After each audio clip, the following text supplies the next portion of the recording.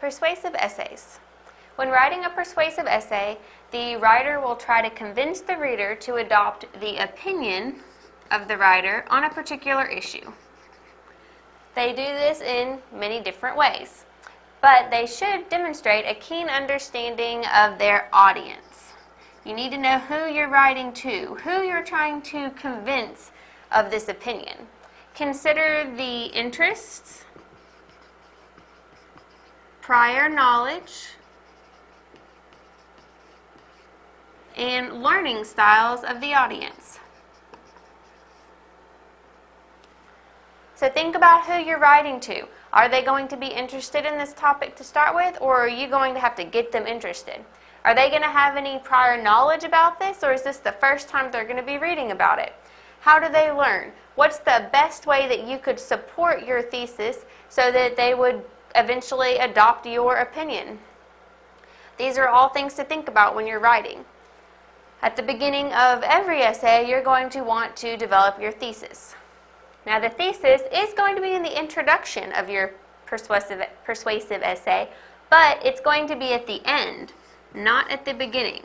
So in most papers, your thesis will be at the beginning of that introductory paragraph, but not in a persuasive essay, because in a persuasive essay, you want to establish credibility first. You want to win the trust of the audience, or at least their interest, before you tell them what you're trying to convince them of. And one way to do this is to use an anecdote or story. If you start off your paper with a short anecdote or story, it kind of warms the audience to you.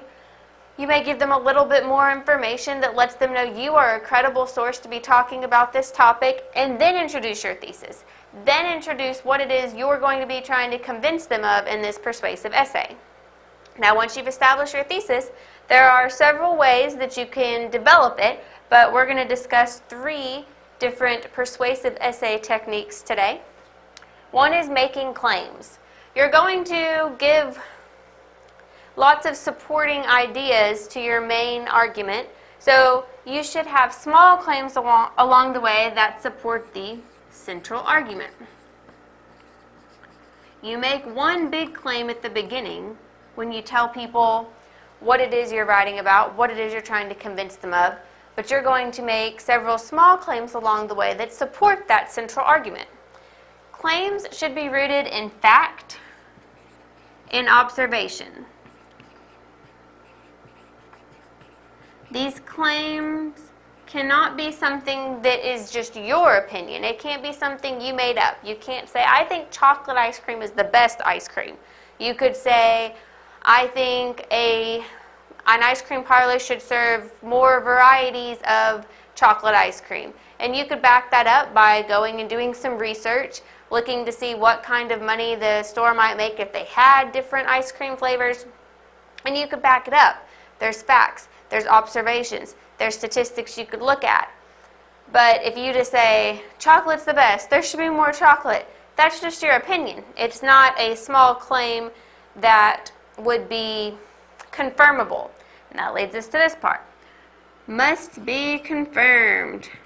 Any facts that you include, any observations must be confirmable. You must be able to go back and show where you found them, show that it's a true statement. So, with any persuasive essay, include references when possible. Show where you got this information. Don't make the reader go find it. Present it to them to show that you are being upfront about this. What you're saying is true. What you're saying is the right thing, and they should believe you. It further establishes trust with them. Another way that you can develop your thesis is with examples and expert opinions. Examples are most effective when they complement facts. So you've laid out some facts and observations. Now give some examples that support those, because examples are a good way to make dry facts more interesting or understandable. Sometimes a writer will present a fact and you'll say, I don't really know what they mean by that. But if they give you an example to back it up, then you say, oh, that's what they meant. So using an example can make your audience understand what you're trying to tell them better and make it more interesting, because sometimes facts are dry and hearing a lot of facts in a row may just be boring and may not actually pull your reader's interest toward that opinion you're trying to convince them of. If you use an expert opinion, your expert should have a title or credential of some sort that clearly indicates the expert's knowledge and experience in the topic. So, if you're saying someone is an expert on, let's say, a certain drug, then you may want the doctor to be there to say, oh, well, amoxicillin really does have all these health benefits, and here are all the things that I can tell you about that. You want a doctor. You want him to be able to show he's got a degree in medicine. You don't want it to be just someone that comes on and says, oh yeah, I've given my kid Amoxil several times and my kid always gets better after a cold. That's not what you want. You want someone who's got verifiable credentials to be an expert. Now, we've looked at making claims using facts to support your thesis and using examples and expert opinions to back those up, but you can also look at emotional appeals. Opinions are formed by emotion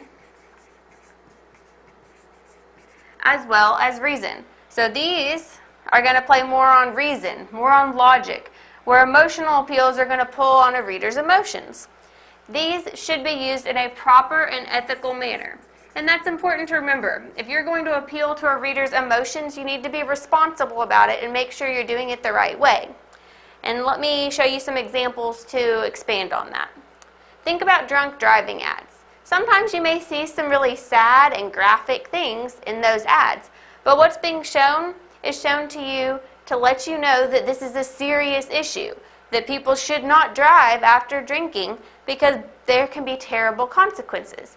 Anyone using that information should be using it to support not drinking and driving, and so even though it's pulling on your emotions, it's doing it for a good reason. But then let's look at politics. A lot of times, one candidate will put out an ad saying how patriotic they are, showing how they've served their country and all the ways they're patriotic. And that's really nice, but often it's going to also imply that the other candidate competing against the first one is not very patriotic, and that's usually far from the truth.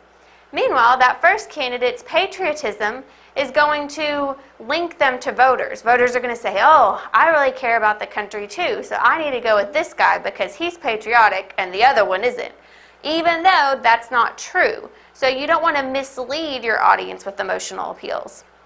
And one other way that that can be done is with loaded language. If someone is extremely religious and they are called a fanatic, the word fanatic has a certain connotation to it that is negative. The same way if someone was environmentally conscious and someone called him a tree hugger, that has a negative connotation. So using loaded language words like that can give negative connotations and pull on a reader's emotions that way. And that's not what you want to do. You want to use it to support your argument, but not put down other things. So whenever you're writing a persuasive essay, make sure you're keeping in mind who your audience is, what their interests are, how much they may already know about the topic, and what's going to help them the most. And then you can decide if you want to use small claims along the way, expert opinions and examples, or emotional appeals to back up your thesis. But the most important thing you're going to need to do is to win your audience's trust. You want to establish that you're credible so that you can convince them that your opinion is the correct one.